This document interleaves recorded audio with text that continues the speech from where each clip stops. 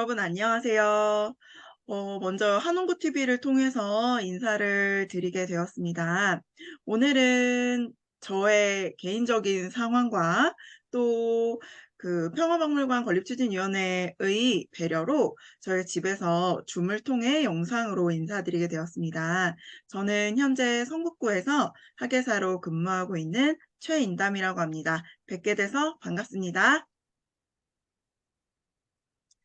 네. 저희가 이제 민주화운동 기념사업회의 사업 일환으로 이번에는 용산 지역에 대해서 이 민주주의와 근현대사의 현장에 대해서 또 살펴보고 있습니다. 제가 오늘 여러분께 말씀드리고 싶은 주제는 박물관과 함께하는 용산 투어, 용산 박물관 투어입니다. 저는 이 용산이라는 지역이 사실 최근에 굉장히 핫한 공간이 된 것 같아요.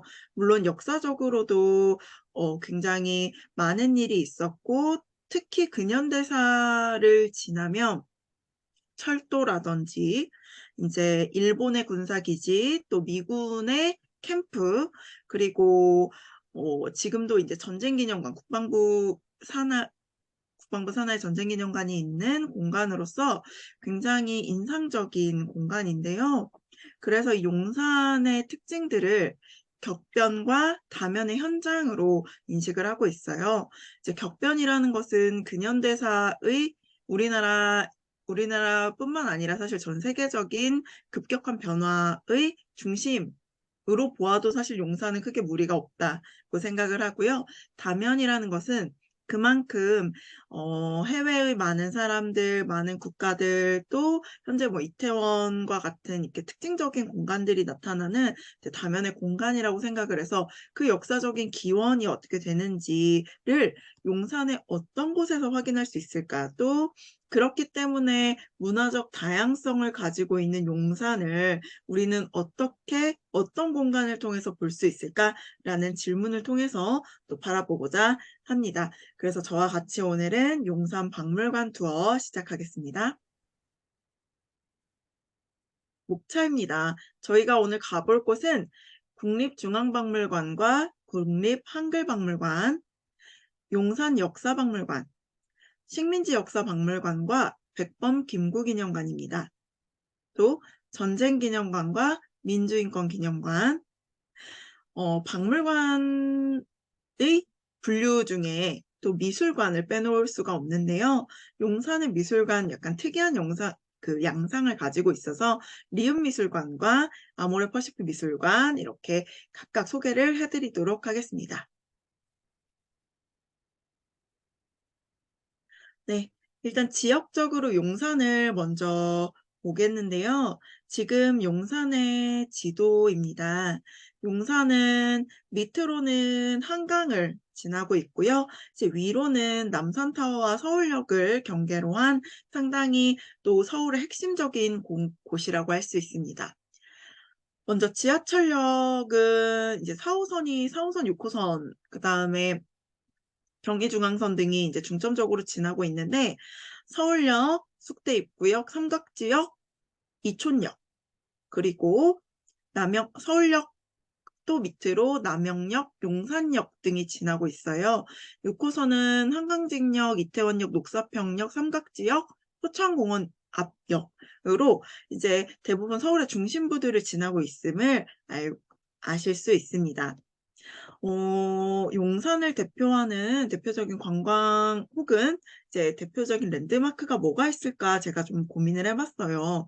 먼저 우리 서울에 물론 여러 상징물들이 있죠. 도시 상징물들이 있는데 그중에 한 곳은 저는 남산타워라고 생각을 하거든요. 남산 서울타워 용산에 위치하고 있고요. 서울역, 그러니까 서울의 관문 같은 상징적인 곳이죠. 이제 지금은 그 기능을 달리하고 있지만 서울역, 이제 구서울역사를 중심으로 또 서울역이 약간 서울의 대표적인 관광과 문화, 역사적인 이제 공간이라고 생각을 하고요. 남영역, 그리고 용산역, 이촌 한강공원, 그리고 국립중앙박물관. 이따가 말씀을 드리겠지만 사실 국립중앙박물관으로 대표가 되는 또 용산의 많은 박물관들을 만나실 수 있습니다. 그리고 제가 용산 여기 남산 서울타워 서울역 용산역 이촌 한강공원 국립중앙박물관 사이에 삼각지역 근처에 사실 네이버 지도에서는 표시가 되지 않지만 이곳이 삼각지역 근처에 이곳이 바로 이제 현재 용산으로 이전한 대통령 집무실이 있는 그런 곳도 확인을 할 수가 있습니다. 저희가 오늘 가볼 곳을 표시한 거예요. 일단 위부터 살짝 보시면 이제 좌측 상단부터요. 백범 김구 기념관, 식민지 역사 박물관, 민주인권 기념관, 전쟁기념사업회의 전쟁기념관, 그리고 아모레 퍼시픽 미술관, 용산역사박물관, 국립중앙박물관, 국립한글박물관, 그리고 저쪽 한강진역 근처로 리움미술관까지 확인하실 수 있습니다. 눈치를 채셨는지 모르겠지만 제가 목차를 잡을 때 이 지리적 권역을 중심으로 목차를 잡은 거예요. 왜냐면 물론 이제 아모레 퍼시픽 미술관과 리움 미술관은 거리적으로 조금 떨어져 있어서 그 둘은 미술관이라는 바운더리 안에 잡았지만 이 공간들은 대부분 주제적으로도 연결이 되어 있고 또 공간적으로도 연결이 되어 있기 때문에 어떻게 보면은 저희가 이제 탐방을 중심으로 해서 이 박물관들을 둘러보면 좋겠다라는 계획하에 이렇게 오늘의 목차와 권역들을 지도로서 표시해 보았습니다. 네, 가장 먼저 만날 곳은 국립중앙박물관입니다. 여러분 아마 국립중앙박물관은 다 가보시지 않았을까라는 생각이 들어요. 네, 일단 국립중앙박물관 같은 경우에는 명실상부 대한민국을 대표하는 박물관이라고 할 수 있죠. 현재 1972년에 국립중앙박물관이라는 이름으로, 물론 이제 국립중앙박물관이라는 어떤 나라의 대표적인 박물관은 그 이전부터 있어 왔습니다만, 이제 지금 현재의 이름을 갖게 된 건 이제 70년도부터라고 얘기를 하고 있고요. 그리고 현재 그 박물관이 원래 종로구 지금 국립고궁박물관 자리에 있다가 용산으로 이전하게 된 것은 2005년입니다. 벌써 한 20년이 거의 다 되어가는 시기에 이제 지금 용산에 국립중앙박물관이 이전을 하게 되었습니다. 사실 제가 국립중앙박물관을 생각하면은 조금 무겁고 딱딱한 이미지, 그리고 상대적으로 굉장히 중요한 유물들을 많이 보유하고 있는 대표적인 공간임에도 불구하고 그 전시의 내용이 워낙 광범위합니다. 제가 이제 간단히 말씀을 드리자면은 이제 분류 자체도 국립중앙박물관 같은 경우에는 선사시대부터 지금 근현대 시기까지 다루고 있기 때문에 상당히 광범위한 역사적 시기를 또 넓은 공간 안에서 다루다 보니까 그것이 어떤 이야기적 흐름을 가지고 있다기보다는 이제 대표적인 유물들을 빠르게 보여주는 형태로 구성이 되어 있어요. 그래서 사실 뭐 선사고대관, 중근세관, 그리고 서화관, 기증관, 사유회방 최근에 굉장히 인기를 끌고 있고 국립중앙박물관을 약간 브랜딩하는 그 특징이 있는 사유회방, 조각공예관, 세계문화관, 역사의 길, 그 야외 전시 등의 사실은 이 중근세관의 일부에만 이제 대한제국 시기를 알 수 있는 박물관이 이제 전시 공간이 있고요. 근데 이제 이게 대한제국 시기 에 국한되어 있고 또 그 이후의 시기들은 어떻게 보면은 이제 종로에 있는 대한민국 역사박물관이라든지 아니면은 각각의 이 근현대사 시기에 중요한 독립의 문제들은 이제 다른 기관들에 이렇게 이제 퍼뜨려서 또 그 이야기들을 할 수 있을 것 같아서 사실 저는 이 국립중앙박물관에서 민주주의와 또 독립운동과 같은 어떤 우리의 민주주의와 인권 등을 어떻게 설명할까에 대한 약간의 고민은 있습니다. 하지만 어떻게 보면은 이 공간에서 우리가 이 공간을 어떻게 활용하는지에 대한 문제, 특히 지금 이 강의가 앞으로 뭐 다른 선생님들과 함께 하면서 또 이야기가 될 것 같은데요. 이제 국립중앙박물관에 누가 어떻게 오는지, 그리고 국립중앙박물관이 이제 국가의 대표적인 박물관으로서 얼마나 인권적인 접근들을 하고 있고 민주적인 접근들을 하고 있는지, 지금 현재적 시각들을 이야기를 할 수 있을 것 같아요. 그 이야기는 저희 이제 박물관 이야기를 나누면서 박물관의 어린이들은 어떤 인권적인 대우들을 받고 있는지, 박물관에 일하시는 분들은 어떤 인권적인 고민을 안고 있고 또 고민을 해결을 하고 있는지, 그런 내용들을 만날 기회가 있었으면 좋겠다라는 의미에서 이제 국립중앙박물관을 가져와 봤습니다. 제가 사실 국립중앙박물관에서 요즘 보이는 가장 두드러지는 특징 중에 하나는 국립중앙박물관의 전시물을 해설하는 방법이에요. 전시물에 대해서 국립중앙박물관이 상당히 친절하고 관람객들의 눈높이에 맞는 질문들을 던지고 있다.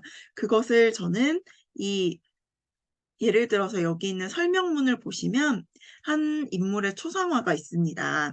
이 인물의 초상화를 설명하는데 어린이의 눈높이에 맞춰서 이런 말을 건네는 거예요.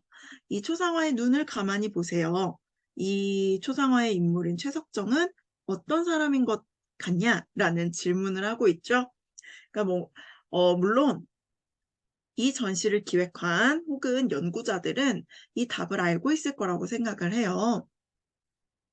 그럼에도 이 눈을 가만히 보고 이 관람객으로 하여금 생각을 하게 하는 질문의 방법들이 저는 굉장히 국립중앙박물관에서 보여줄 수 있는 어떤 배려와 여유의 어떤 방법이라고 생각을 합니다. 답을 직접적으로 보시는 분들에게 설명하기보다는 궁금증을 갖게 하고 답을 찾아가는 방법을 알려주는 질문 방법이라고 생각을 해서 저는 이런 국립중앙박물관의 어떤 서술의 변화가 굉장히 좋아요. 다른 곳에도 많은 영향을 끼치고 있다고 생각합니다. 그리고 사실은 이 전시 자체가 새 보물 납시였네라고 하는 어떤 전시였는데요. 이 전시에서 어떤 식으로 관람객과 소통하는지를 보여드리고 싶었어요.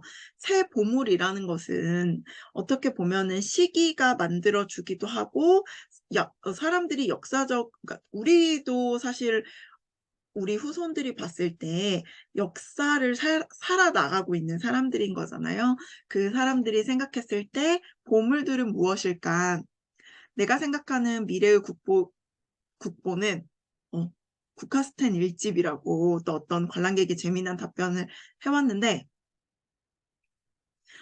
지금은 모르겠지만 후세가 평가할 때 굉장히 독보적인 음반이라고 생각할 것 같은, 아마 국카스텐이라는 그룹의 팬이신 것 같아요. 사실 저 역시도 그렇기 때문에 저도 너무 반가워서 찍어왔고요. 도서관의 책이다. 나중에는, 지금은 우리가 도서관에서 책을 보지만 나중에는 사이버 공간에서 책을 볼 것이기 때문에 도서관의 책이 미래의 국보와 보물이 될 것이다. 저는 이 부분이 굉장히 와닿았습니다. 지금 전자책의 수요가 나날이 높아지고 있는 상황에서 나중에는 우리가 도서관이라는 곳 자체가 굉장히 낯선 공간이 되지 않을까라는 상상력을 볼 수 있어서 굉장히 인상적인 답변이었고요. 가족 사진이다. 맞아요. 저희 지금 가족의 해체 등을 많이 이야기를 하고 있죠. 그럴 때 가족 사진이 또 나중에 미래의 국보와 보물이 될 것 같다는 생각 저도 하고 있습니다. 그리고 사실 제가 이 전시를 보러 갈 때만 해도 이 코로나로 인한 사회적 거리두기가 굉장히 강화되었을 때였어요. 그래서 나중에는 이 코로나 시기에 격리되었던 사람의 일기, 그것이 국보가 되지 않을까, 보물이 되지 않을까, 아니면은 저희 엄청난 기록물이 되지 않을까라는 생각을 하셨길래 정말 저 약간 공감을 했거든요. 그러면서 저도 사실 자가격리를 했었는데 그때의 기록을 왜 남겨놓지 않았을까. 그리고 심지어 저는 코로나 때 이제 아무래도 이제 성북구청이라는 공공기관 안에서 근무를 하기 때문에 선별진료소라는 곳도 이제 같이 근무를 했었고, 이제 그런 기록들도 있는데, 그때는 이걸 기록을 남겨줄 생각을 못했다 라는 점이 조금 아쉬웠습니다. 네, 제가 앞서서는 사실 밤에 국립중앙박물관으로 들어가는 모습을 사진을 보여드렸는데요. 이 이후에는 지금 나가는 모습을 보여드린 거예요. 이제 국립중앙박물관은 대부분 이제 서울에 있는 박물관들이 그렇듯 야간 개장 수요일, 토요일에 하고 있고, 그 모습이 또 낮에 보는 박물관과 또 저는 사뭇 다르더라고요. 이 주변 환경이 또 너무 좋기 때문에 꼭 저녁에 한번 가보셔도 너무 좋겠다는 생각이 들어서 사진 준비해 봤습니다. 네, 국립한글박물관입니다. 그 국립한글박물관은 이제 국립중앙박물관 거의 바로 옆에 있어요. 그 이제 국립중앙박물관 사실상 경내에 있는 박물관이라고 보셔도 좋을 것 같습니다. 네, 한글박물관은 이제 개관한 지 비교적 최근 2014년에 개관을 해서 10년 정도가 된 박물관인데요. 최근에 이제 특히 이제 상설 전시실이 리모델링이 되었어요. 리모델링된 모습 먼저 보여드릴게요. 후민정음 천년의 문자 계획이라는 어떤 상설 전시실의 큰 테마를 가지고 전시가 개편이 되었습니다. 전시 구성이 저는 굉장히 멋져서 한번 다 읽어드리고 싶어요. 우리가 훈민정음을 처음에 생각을 하면은 나라 말씀이 중국의 나라 그 부분은 저희가 아마 조금씩 다 알고 계실 거라고 생각을 하는데요. 그 부분에서 이제 그 훈민정음의 창제의 말 안에서 이 전시를 구성한 부분들이 저는 굉장히 인상적이더라고요. 나라의 말이 중국과 달라. 내 일을 딱하게 여겨. 그러니까 세종대왕이 어떤 의도로 한글을 창제했는가를 설명하기에 이 한 구절이 너무나 그 박물관 전시와 또 이 의도와 이것들을 딱 압축시키고 잘 반영이 되었더라고요. 그래서 나중에 저는 여러분께서 국립한글박물관에 가시게 되면은 이 제목들을 꼭 한번 전시와 함께 유심히 보셨으면 좋겠다라는 생각이 듭니다. 나라의 말이 중국과 달라. 2부 내 일을 딱하게 여겨. 3부 28자를 만드니. 4부 쉽게 익혀. 5부 사람마다. 6부 날로 쓰매. 7부 평안케 하고자 할 따름이니라. 그러니까 저는 이 한글박물관의 전시 제목이 정말 멋있다. 그리고 그 전시 제목에 딱딱 떨어지는 구성을 가지고 있다라고 생각을 합니다. 사실 한글박물관 진입을 하면은 1층에서는 이런 상설 전시를 만날 수 있고 2층에서는 기획 전시를 만날 수 있어요. 이제 기획 전시는 상당히 그때그때 한글로 만든 우리의 소설이라던가 편지라던가 어떤 문학 작품이라던가 아니면은 어린이 잡지와 같은 그런 이제 그 해의 이슈에 맞는 전시들을 하고 있고 그 전시가 상당히 또 재밌습니다. 그래서 저는 국립한글박물관의 상설 전시와 기획 전시도 한번 관람을 해보시면은 좋을 것 같아요. 이 한글이라는 것 자체가 또 우리는 일제강점기에 쓰고 싶어도 쓰지 못했던 시기가 있고 또 우리의 민주주의와 인권이라는 그런 역사적으로 성장해 나가는 과정에서 이 한글이 또 굉장히 중요한 역할을 했다고 생각을 해요. 우리의 생각과 글을 말로 표현할 수 있다는 것 자체가 엄청난 어떤 역사의 하나의 현장이라고 생각을 하거든요. 그런 면에서 한글을 다시 한번 만나보시면 좋을 것 같습니다. 네. 이제 국립중앙박물관과 국립한글박물관을 조금 벗어나 보시면은 지금까지는 이제 국립박물관이었다면은 용산구에서 이제 개관한 용산 역사박물관을 또 만나실 수 있습니다. 용산 역사박물관은 말씀드린 그대로 이제 국가에서 만든 것이 아니라 용산구라는 자치구에서 건립을 하고 운영하고 있어요. 네, 그렇기 때문에 지금 우리가 용산이라는 지역의 특성을 토대로 민주주의와 인권을 탐방하는 길을 걸을 때 또 빠질 수 없는 곳이라고 생각을 합니다. 용산 역사박물관 건물을 딱 보시기에 어떠세요? 조금 예스럽고 이제 대략 이것이 아주 예스럽다기보다는 이제 일제강점기에 지어졌겠구나라는 것을 조금 추측하실 수 있을 것 같아요. 이제 일제강점기에 철도병원을 리모델링해서 만든 사실상 굉장히 유서 깊은 공간이라고 할 수 있습니다. 네, 그러니까 용산 역사박물관의 예전에는 정문이었다가 지금은 이제 정문은 따로 있어요. 정문은 따로 있는데 예전에 병원 정문이었다가 지금은 어떤 약간 상징적인 공간이 된 이제 스테인드 글라스로 분위기를 연출한 용산 역사박물관의 어떤 대표적인 문을 보고 계십니다. 용산이라는 곳을 설명하기 위해서 이제 용산박물관에서는 이 예전에 수선 전도의 어떤 지형을 놓고 용산이라는 곳이 어떤 곳인가, 위치는 어떻고 조선시대에는 어떤 의미를 가진 곳이었는가를 설명해 놓고 있는 어떤 제사 매체를 보고 계십니다. 용산이라는 곳이 상당히 또 역사적으로 오랜 역사를 중층하고 있는 곳인데 용산 역사박물관에서 제가 사실 제일 재밌게 느꼈던 부분이에요. 이 왼쪽에 있는 사진은 서빙고, 빙고, 얼음의 서쪽에 있는 얼음 저장 창고라는 어떤 지형이죠. 지금 서빙고역도 있는데 그 서빙고의 빙고를 연출해 놓은 곳이에요.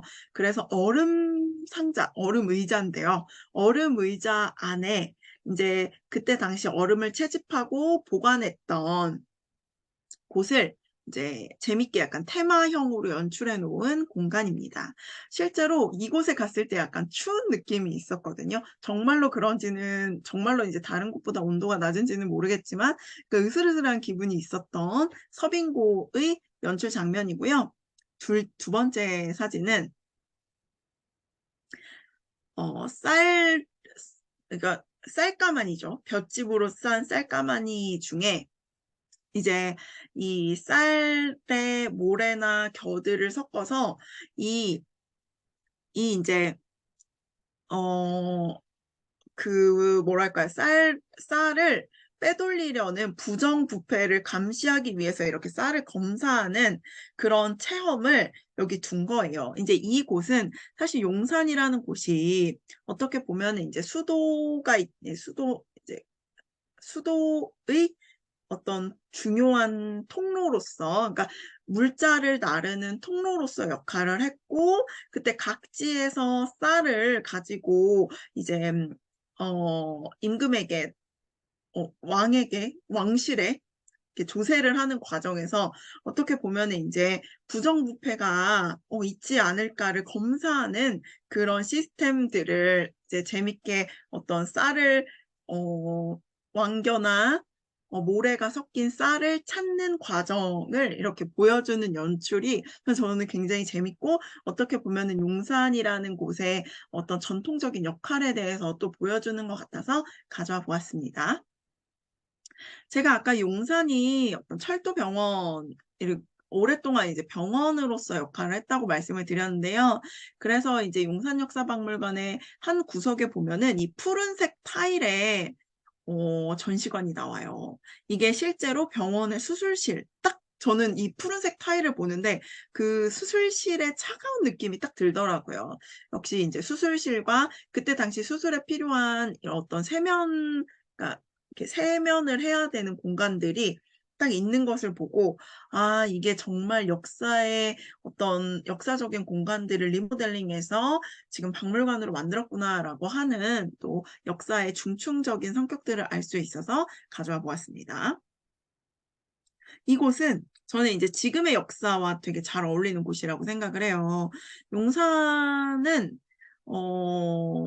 일본군 기지가 있기도 했고 지금 이제 한동안은 미군 기지가 있었던 어떻게 보면은 외국인들이 굉장히 많이 오랫동안 거점을 가지고 있었던 장소기도 하고 또 이제 후암동 일대로 이제 대표가 되는 일본인들 거주지가 있었던 공간이기도 합니다. 그리고 또 이제 작년에는 굉장히 가슴 아픈 일이 있었던 이태원이라는 어떻게 보면은 이제 다문화 어떤 문화적 다양성의 성지와 같은 공간이 있는 곳이죠. 이슬람 사원 같은 이제 대표적인 곳도 또 포함을 하고 있는 어떻게 보면은 지구촌, 작은 지구촌이라고 보아도 좋을 것 같습니다. 이제 그런 면에서 이제 용산 역사 박물관에 굉장히 지구를 상징하고 또 다문화를 상징하는 핵심적인 전시 공간이 아닐까라는 생각이 듭니다. 저희가 이제 9월 23일 답사를 통해서 또 이 공간을 만나볼 수 있고요. 아까 제가 용산 역사박물관이 이제 철도 병원이었다라는 말씀 드렸는데, 이 철도, 용산역의 철도에 대해서도 말씀을 드리지 않을 수가 없네요. 이 용산역 앞에 보면은 이제 이런 동상이 있습니다. 지금 세 분의 선생님이, 이 바짝 마르고 손을 이제 들고 있는, 한 사람의 동상을 보고 있어요. 이 사람은 이제 강제징용자예요. 이제 강제징용이라는 말은 우리가 일제강점기에 우리 물자뿐만 아니라 사람, 인적 자원을 강제로 수탈한 비극적인 현장을 상징하는 공간입니다.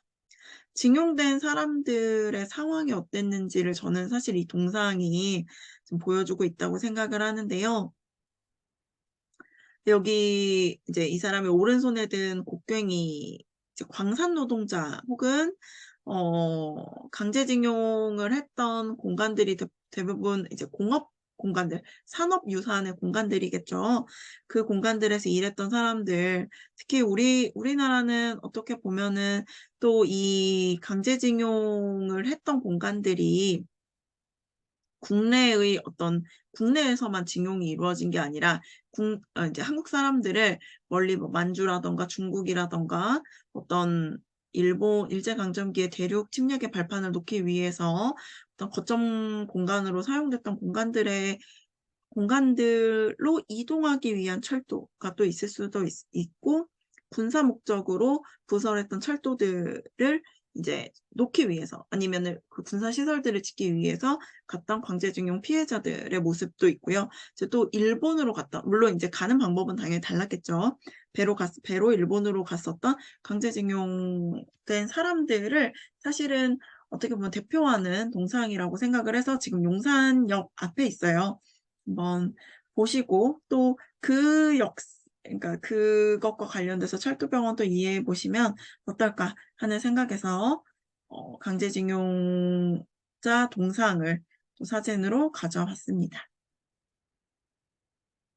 네, 다음으로 설명드릴 곳은 식민지 역사 박물관이에요.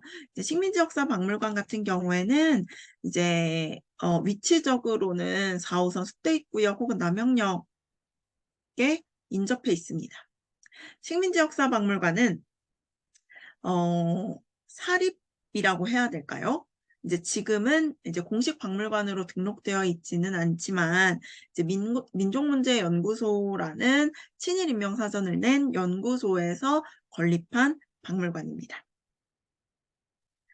네, 2018년에 개관을 했고요. 2018년에 개관을 해서 지금까지 이제 식민지 시기의 자료들, 민족문제연구소가 친일인명사전을 이제 발간하면서부터 사실 그 이전에 이제 이전부터 꾸준히 모아왔던 친일을 어떤 증명하고자 했던 그런 자료들을 모아왔었고, 그 자료들을 어떻게 보면은 집대성해서 만든 박물관이라고 할 수 있습니다. 전시 내용은 이제 사진에서 보시다시피 어떻게 보면 일제의 한반도 침략의 역사, 그리고 을사조약과 의병활동, 국권 침탈과 독립운동가들의 활약, 반대로 그 친일을 했던 친일파들의 친일 내역들, 그 다음에 이제 가장 이제 수탈이 첨예하게 이루어졌던 어떤 전쟁, 그러니까 태평양 전쟁 시기에 강제징용했던 흔적들, 그런 것들을 보실 수가 있고요. 그리고 조금 이제 다른 박물관과 다른 점은 아무래도 이곳이 시민들의 힘으로 만들어진 공간이다 보니까 시민들이 어떻게 역사를 이제 역사적으로 시민들이 어떻게 진실규명을 위해 활동하고 있는지 혹은 활동해 왔는지를 이제 보여주는 공간이라고 할 수 있습니다. 네, 일단 제가 여기서는 조금 인상적인 자료들을, 제가 봤을 때 좀 인상적으로 봤던 자료들을 가져와 봤어요. 여기 있는 이제 상단에 보실 수 있는 그림판이죠. 그림판. 어떤 판인 것 같으세요? 이제 이 판은 일출신문이라는 신문사에서 조선 쌍육이라고 어, 육면체 주사위, 두 개의 주사위를 가지고 이제 조선의 문화를 알고 조선이라는 나라를 식민지화하는, 그러니까 조선을 어떻게 고대부터 식민지화했는지를 보여주는 놀이판입니다. 이 놀이판을 일출신문에서 신년 특집으로 만들어서 보낸 거예요. 독자들에게 보냈겠죠. 이제 여기 저희가 이제 재미있다라는 표현이 좀 적절하지 않은데, 이쪽에서 보시면은 이제 여러분이 보시는 방향 왼쪽에서 두 번째 이총이라고 혹시 보이세요? 이제 귀무덤이라는 말이죠. 임진왜란 때 이제 조선인들의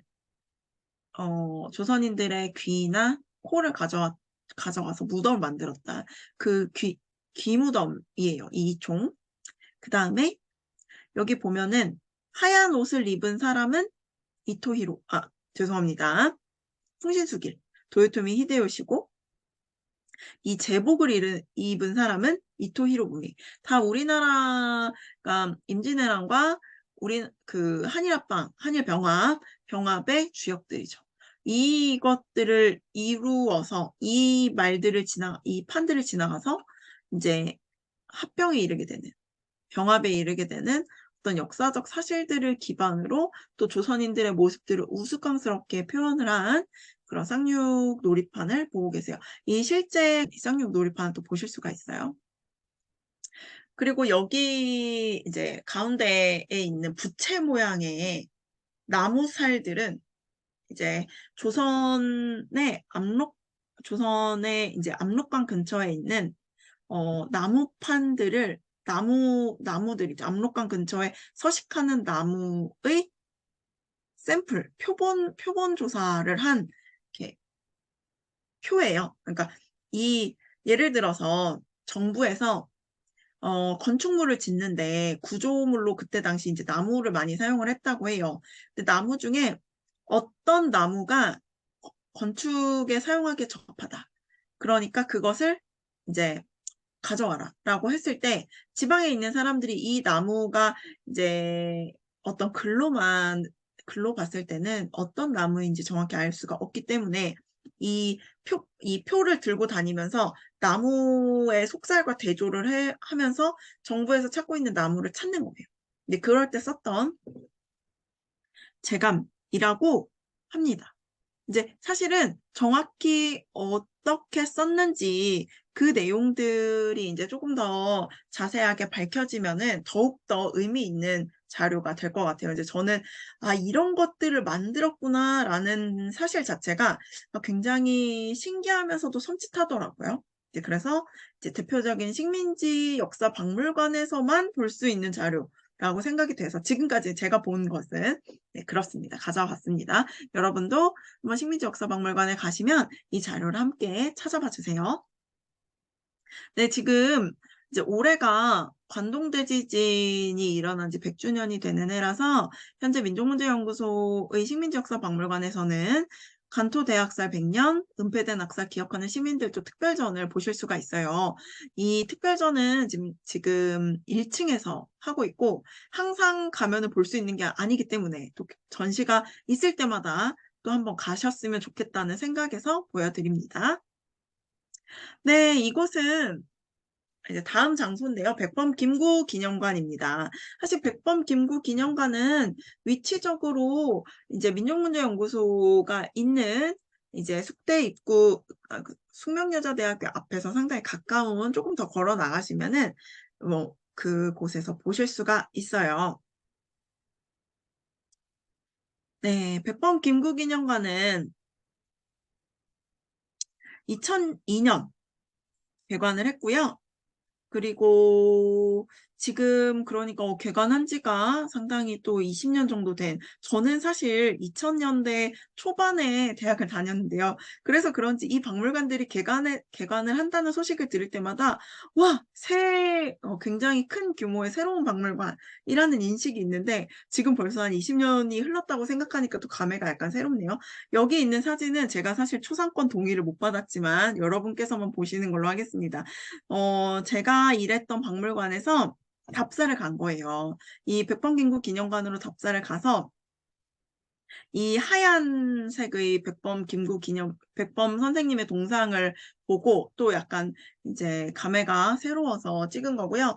이 하얀색 동상은 사실은 지금 안중근 의사 기념관, 그러니까 네, 남산 중턱에 있는 안중근 의사 기념관에서도 보실 수가 있어요. 비슷한 형태의 하얀색 동상 보실 수가 있고, 이제 양재에 있는 윤봉길 의사 기념관, 매헌 기념관에 가셔도 이 비슷한 느낌의 동상을 보실 수가 있습니다. 좀 특이하죠? 비슷한 느낌의 동상들이 또 있어서 가져와 봤습니다.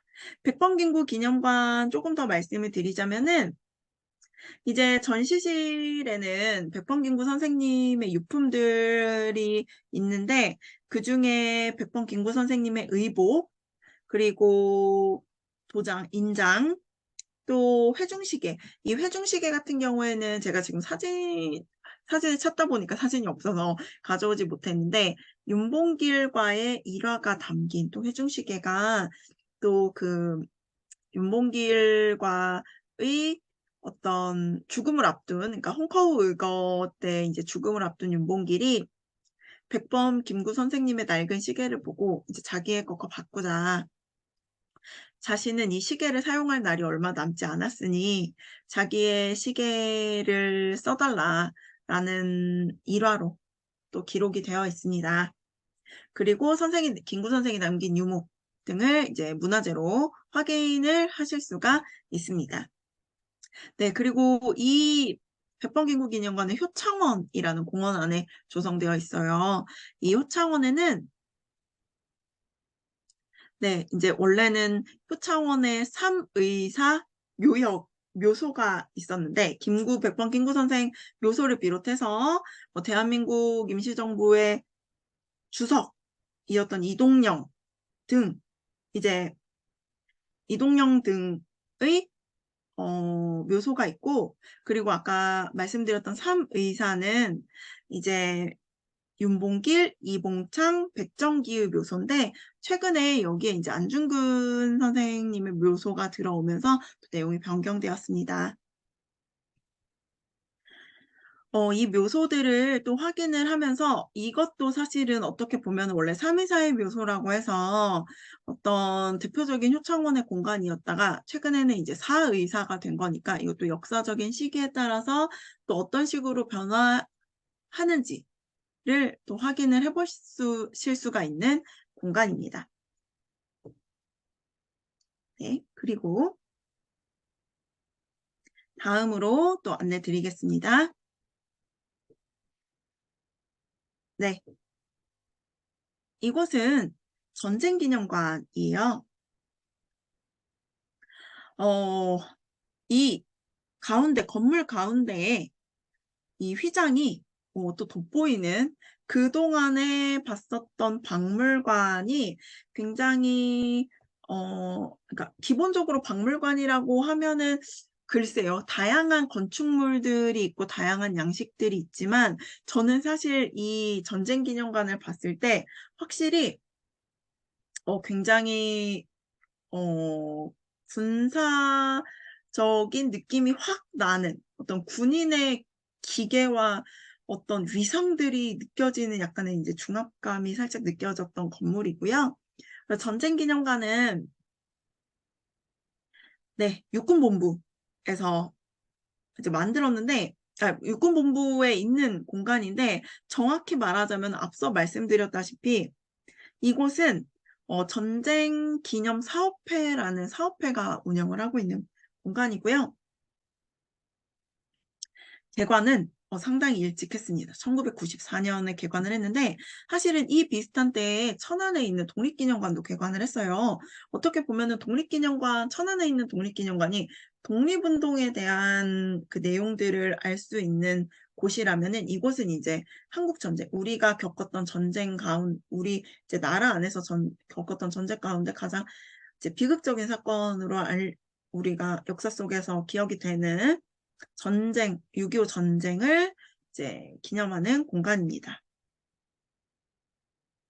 제가 전쟁기념관은 사실 갈 때마다 이 외부의 환경이 굉장히 멋있어요. 연못이라던가 이제 주변에 어떤 건축 구조상의 아름다움이 있어서 좀 같이 보시라고 네, 가져왔습니다. 그러니까 이 6.25 전쟁 당시 이제 전쟁의 유족, 그러니까 전쟁에 희생된 사람들의 이름들을 볼 수 있는 명단이고요. 또 아까 그 망국기를 보셨다시피 이제 참전 용사들을 6.25 전쟁의 참전 용사들을 기념하는 공간입니다. 그리고 이제 곳곳에서 이제 6.25에 대한 6.25 전쟁을 이제 육군은 어떻게 보고 있는지를 나타내는 그런 공간들이 곳곳에 있어요. 그래서 어떤 전시 구성을 보면 호국 추모실, 호국 영령들에 대한 추모실, 전쟁 역사실, 6.25 전쟁실이 1, 2, 3관이 되어 있고요. 북한의 군사도발실, 기증실, 그리고 군사도발실, 기증실, 해외 파병실, 그다음에 국군 발전실, 대형 유물 전시실, 기념 조형물과 야외 전시장 등으로 구성이 되어 있는 곳입니다. 사실 어떻게 보면은 이 6.25 전쟁에 대해서 또 우리가 다양한 이야기들을 또 나눌 수가 있을 것 같아요. 6.25 전쟁이 언제 어떻게 그 전에 어떤 사유들로 인해서 일어나게 되었고 그 참상이라고 하는 게 6.25 전쟁을 겪은 국내외 상황들 그리고 사람들의 어떤 층위에 따라서도 또 어떤 포인트에 중점을 찍느냐에 따라서 많은 것들이 이야기되어야 될 것 같고 그 부분에 있어서 앞으로 이제 전쟁기념관은 또 이제 뭐 기획전시든 또 뭐 상설전시실에 뭐 여러 방면들의 다양한 이야기들을 하고 또 채워 나갈 수 있는 그런 공간이라고 생각을 합니다. 네. 그리고 이제 민주인권 기념관인데요. 이제 민주인권 기념관 역시 다양한 건물의 역사에서부터 이야기를 할 수 있는 곳이라고 생각이 되어서 민주인권기념관 지금은 공사 중으로 들어갈 수 없지만 제가 갔을 때 민주인권기념관에서 좀 인상적인 문구를 사진으로 보여드리고 있습니다. 국가폭력으로 점철되었던 남영동 대공분실이 민주인권기념관으로 거듭납니다. 굉장히 역사적인 공간에 다른 탈바꿈 같은 곳이죠. 남영동 대공분실은 어떤 곳이었고 어떤 곳이었길래 민주인권기념관으로 되었는지 저는 사실 이 한 문장이 많은 의미를 담고 있는 것 같아요. 네. 남영동 대공분실은요, 76년, 이제 경찰청에서 대공분실이라는 그러니까 공산당에 대응하는, 공산주의에 대응하는 공간으로서 만든 곳입니다. 이곳은 보통 취조를 받는 곳으로 알려져 있고요. 이제 1987년에 서울대 학생이었던 박종철이 이곳에서 조사를 받던 중 사망하고 그 사망 사실이 알려지게 되면서부터 세상의 모습을 드러냈던 공간입니다.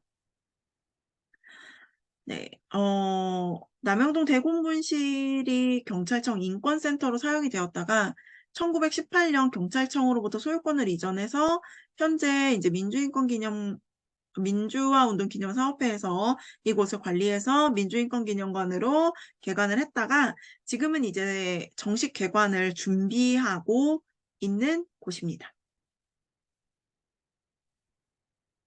제가 이제 2018년 당시에 민주인권기념관을 갔을 때는요, 이 안에 이제 박종철 기념관이 있었어요. 그리고 지금은 이제 또 다른 모습으로 개관을 준비 중이고요.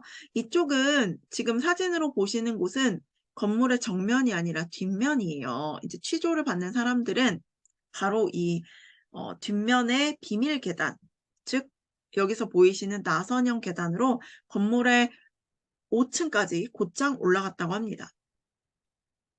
그 건물의 5층에 가면은 이렇게 각각 굉장히 방과 방으로 나뉘어져 있는 공간을 보실 수가 있는데 이게 어떻게 보면은 되게 근대 건축물 가운데 아까 저희가 용산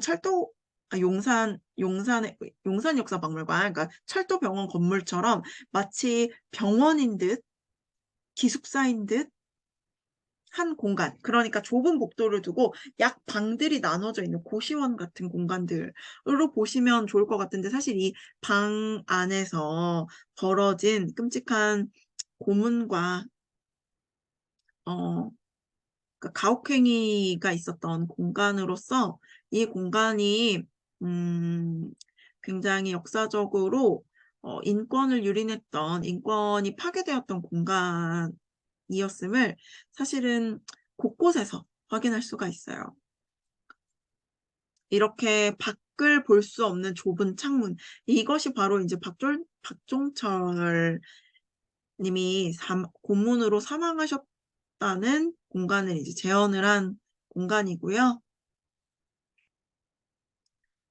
그리고 지금은 이제 이렇게 청사진을 그리고 있는 공간입니다. 우리가 민주주의와 인권이 짓밟혔던 공간을 이렇게 새롭게 민주주의와 인권을 상징하는 공간으로 시민의 곁으로 돌려보내기 위해서 지금 현재 열심히 공사 중인 공간을 보실 수가 있어요. 이 공간은 비교적 정면을 바라보고 찍은 공간이고 아까 제가 보여드렸던 건물의 출입구는 이 지금 보이시는 공간의 뒷면, 후면에 있어서 여기 좁은 문, 그러니까 아래의 1층, 2층, 3층, 4층의 창문과 이 좁은 5층의 창문이 다르다는 것은 딱 외관으로도 확인을 하실 수가 있을 거예요. 그 건축의 역사, 민주주의와 인권을 상실했던 공간이 지금은 다시 민주주의와 인권을 상징하는 공간으로 거듭나도록 변화 중이라는 사실도 알려드립니다. 네, 이제 어떻게 보면은 민주주의와 인권, 근현대사로 보는 어떤 용산의 박물관들의 소개를 드린 것 같고요. 네, 마지막으로 리움미술관과 아모레 퍼시픽 미술관. 리움미술관 같은 경우에는 이제 삼성이라고 하는 우리나라의 초인류 대기업이 운영하고 있는 그 산하기관으로서 리움미술관을 보여드리고 있습니다. 제가 최근에 리움미술관에서 하는 이제 조선의 백자 군자지향이라고 하는 조선의 백자 특별전을 다녀왔는데요. 굉장히 멋지더라고요. 이제 기본 리움미술관의 상설 전시도 사실 국보가 굉장히 많고 아름다운 국보라는 말 요즘 쓰지 않지만 그래도 굉장히 나라를 대표하는 작품들이 많은데 이 특별전 역시 굉장히 좋습니다. 기회가 된다면 요즘 또 무료 개방, 저는 이제 무료 개방을 하고 있을 때 간 거여서 또 갔을 때 굉장히 좋았었어요. 그래서 지금 삼성 이건희 전 회장의 전 회장이 이제 또 많은 미술품들이 기증을 했는데 또 기증하지 않은 지금 리움미술관에서 소장하고 있는 작품들도 같이 관람을 하신다면은 우리나라 재벌 이제 그러면서 관람을 하시면서 우리나라 재벌들이 어떤 우리나라의 아름다움을 무엇으로 여기고 또 소장 작품들을 어떻게 선별하고 가지고 있는지 그것들에 대해서 한번 보시는 것도 좋을 것 같고요. 또 한 걸음 나아가서 이제 우리나라의 역사에서 또 이렇게 특히 근현대사에서 어떤 재벌의 역사들을 통해서 한번 우리나라의 경제사를 봐도 좋겠다. 물론 이것이 리움미술관을 본다고 해서 봐지는 건 아니죠. 리움미술관은 정말 어떤 한국적 그러니까 리움미술관이 가지고 있는 어떤 아름다움에 대한 시각을 보기에 너무 좋은 공간이라서 보셨으면 좋겠어요. 이게 어떤 과정으로 이 이제 작품들을 수집하시는지 조금 더 저도 관심을 가지고 알아보고 싶은 기업의 대표적인 박물관으로서 리움미술관 보여드리고요.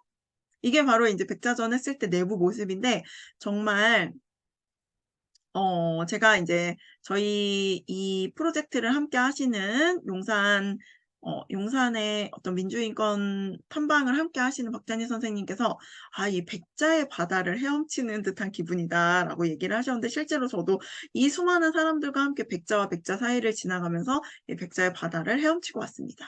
이 전시가 아쉽게는 지금 끝났어요. 새로운 전시가 되면 또 한번 여러분께서도 가보시면 좋겠습니다. 네, 이곳은 아모레퍼시픽 미술관인데요. 이제 아모레퍼시픽 같은 경우에는 저희 이제 너무나 잘 알고 있죠. 화장품 회사이자 이제 문화사업을 하는 대표적인 회사이고, 지금 아모레퍼시픽의 신사옥이 또 굉장히 멋지죠. 저는 퍼시픽을 생각하면은 사실 두 가지 브랜드, 그러니까 화장품 브랜드로서의 아모레퍼시픽과 함께 하나는 또 오설록이라고 하는 녹차를 중심으로 한 다양한 음료와 디저트들을 개발한 그런 그런 이제 사업들이 떠오르는데요. 이 아모레퍼시픽 1층에 가면 오설록이라고 하는 또 굉장히 맛있는 디저트 집이 있으니 또 한번 가보시면은 좋겠습니다. 최근 아모레퍼시픽 미술관에서 저는 이제 조선의 병풍전을 봤어요. 이 비슷한 시기에 한쪽에서는 리움미술관에서 조선의 백자, 그리고 이제 한쪽에서 아모레퍼시픽 미술관에서 조선의 병풍을 이야기를 하고 있어서 저도 굉장히 흥미롭게 봤고, 실제로 이 아모레퍼시픽 미술관의 소장 작품도 훌륭하지만, 이제 여기서 전시된 작품들 가운데 리움미술관 작품들도 상당히 많은 것을 봤습니다.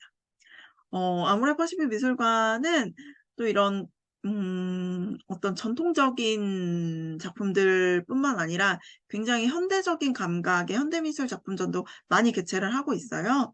그래서 어떤 뷰티 사업을 하는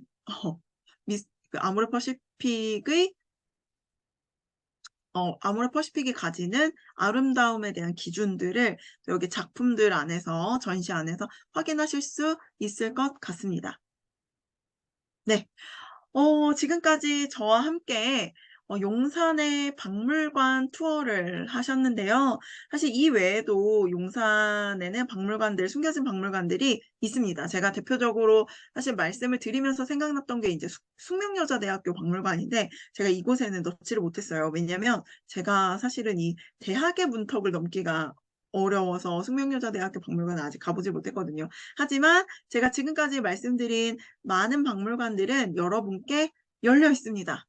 물론 군데군데 기획전시 때 돈을 내는 공간들이 있죠.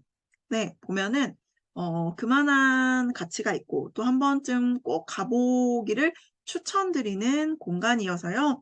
여러분께서 용산의 역사를 알고자 할 때, 또 어떤 용산뿐만 아니라 우리나라를 대표하는 공간으로서 또 박물관을 가고 싶을 때 꼭 용산이라는 지역을 떠올려도 좋겠다라는 의미에서 오늘 백범김구기념관과 식민지역사박물관, 민주인권기념관과 전쟁기념관, 아모레퍼시픽 미술관과 용산역사박물관, 또 중앙박물관과 국립한글박물관, 리움미술관. 그러니까 이제 제가 목차에서 보여드린 순서랑은 조금 다르지만 이곳들이 또 가까이 갈 수 있게 묶여 있거든요.